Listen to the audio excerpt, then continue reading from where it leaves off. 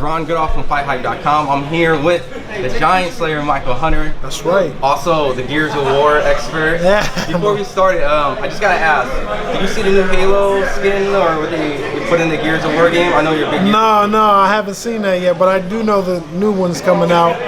I haven't been able to play as much as I would like to, just because I've been so busy and, the career is starting to boom a little bit. So outside of the game, everyone who has played the game knows there's a lot of violence and gore. You bring a lot of intensity in the heavyweight division now ever since you moved in. Is that something we can expect into this fight coming up Friday? Absolutely. Gears of War is my favorite game, as you know. And it's a strategy, you know what I'm saying? So hopefully I'm there to take it into the ring, and there'll be a lot of, guts and glory and blood come Friday, I know I have to have a game plan and work my strategy, and that's what I plan to do, Now going to this fight, would you say, as in your heavyweight career, would this be your toughest fight up to date? Yeah, absolutely. The dude has tremendous, I say it and I keep saying it, he has tremendous amateur background and accolades when it comes, he has over 250 amateur fights, Anybody with that much experience, they're a tough cookie to crack, you know what I'm saying? So it's not going to be an easy fight, and I would definitely say this is my toughest fight at heavyweight. Every fight we try to progress, but we'll see what happens. Now, I talked to the Rockmans, and they picked 3 heavyweights to be able to beat Andy Ruiz. They mentioned Fury, they picked Wilder, and they picked you. And the reason why they picked you is because of your speed. A lot of people say Andy Ruiz has speed. When we come and look at you, coming up from cruiserweight, do you believe that you have the fastest hands in the heavyweight division? Absolutely. I would definitely agree with that. But the dude he's not slow. I tried to tell them before. I've said it in other interviews before the Joshua fight, Andy Ruiz Joshua fight for the first son, that the dude is not slow, and he's been fighting at that size. It's not like he's out of shape, you know what I'm saying? That's the shape he fights in. So, and he has tremendous. He's actually very athletic for that size, and just for an athlete, he's a very athletic person. He has very fast hands. But definitely my hand speed, my footwork, and coming together, I think is the best in the business right now. Now, I'm not looking past your opponent, but I'm sure you're looking at the winner of that, and hopefully that you get the opportunity to face them. Who do you think you would end up facing between the rematch between those 2 guys? Do you think Joshua, or do you think Ruiz will pull it off? I don't think either one of those guys will fight me. That's just my opinion, and I don't blame them. So. Do you think in that fight Ruiz could get the rematch off and win, or it's just a stylistic 50-50 fight? Yeah, this is a 50-50 fight. It's really, when these fights, when it's like this, it depends on the day.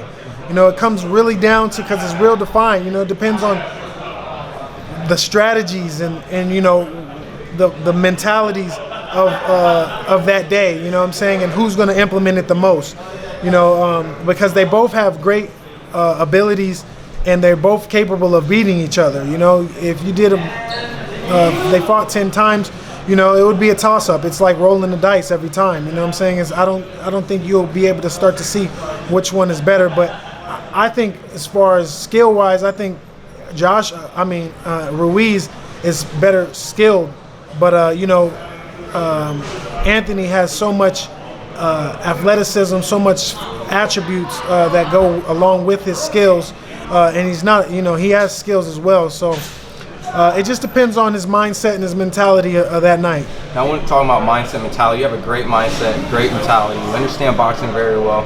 You have a great amateur background. So I have to ask your honest opinion between that breakdown of Errol Spence and Shawn Porter. You're a purist.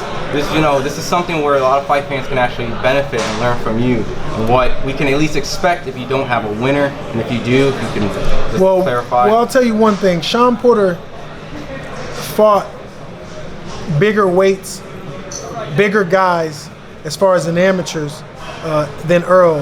He's used to fighting big guys, you know what I'm saying? So he's not discouraged by the size or the height or anything like that.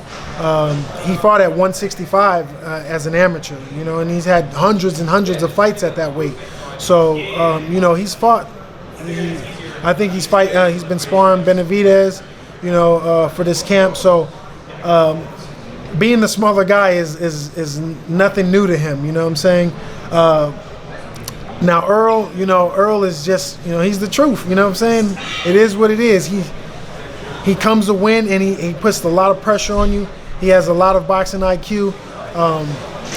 He has a tremendous will. You know what I'm saying? They put that truth on him. So, that's not gonna be something easy to break. You know what I'm saying? The winner, I think the fans win that night. I think the fans win that night. I think this is an awesome fight for the fans, and I think we're just gonna see a great fight for history. I think Sean is gonna make it a rough and tough, maybe ugly, fight.